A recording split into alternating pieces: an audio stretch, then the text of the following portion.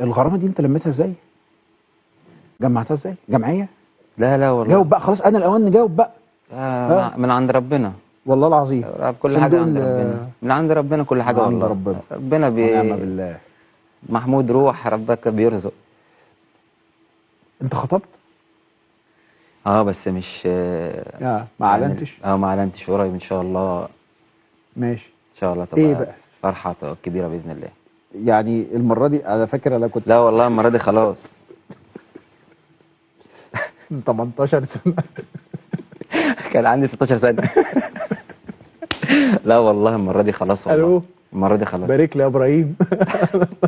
انا خطبت. والله لا. لا والله ما كنتش خطبت ساعتها. كنت دايما اقول لك كده وخلاص. لا والله المره دي بجد قريب ان شاء الله. مشروع ان شاء الله باذن الله. الله. مشروع خلاص. انا بقى لي فتره يعني طويله وخلي بالك انا شخصيتي اتغيرت قوي يا ابراهيم. شخصيتي اتغيرت، يعني يمكن انا سنه بره مصر شخصيتي اتغيرت وبعدت عن الناس كلها وبعدت عن ناس كتير قوي. وعايز اقول لك على حاجه كمان، ان انا ما عنديش واتساب بالرقم المصري. فده ايه معناه؟ ايه رقم ليبي من شهر 2 اللي فات. معناه ايه؟ وتليفوني مقفول على طول. ماشي، ده معناه ما بكلمش اي حد غير اهلي. اهلي. ومركز في شغلي، ربنا يكرمني والله العظيم. ومفيش اي حاجه تاني خالص. طيب. وبعد عن كل الناس اللي اذتني، وحتى صحاب اذوني بعيد عنهم. خلاص الحمد لله. متغير ونضجت.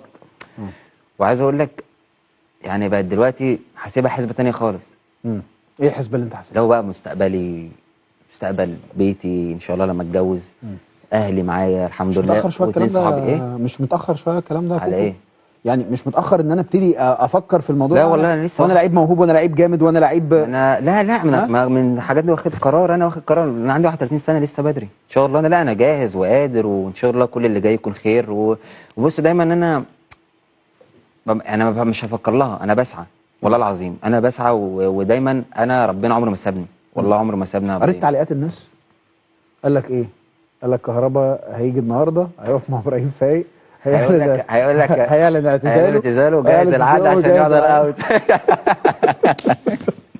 نجهز العقود ولا لسه؟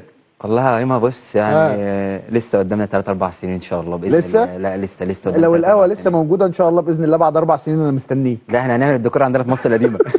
نعمل القهوه عندنا في مصر القديمه والله. شرفني والله العظيم. حبيبي ده شرفني على راسي من فوق. ومصر القديمه واهل مصر القديمه على دماغنا من فوق. طيب لسه احنا مكملين في الكوره ان شاء الله باذن الله. في عروض جايه لك ولا لا؟ والله يمكن يعني انا من امبارح انا في نقطه عايز اوضحها لك. يلا قول. ان في يمكن الفتره اللي فاتت انديه طلعت كتير.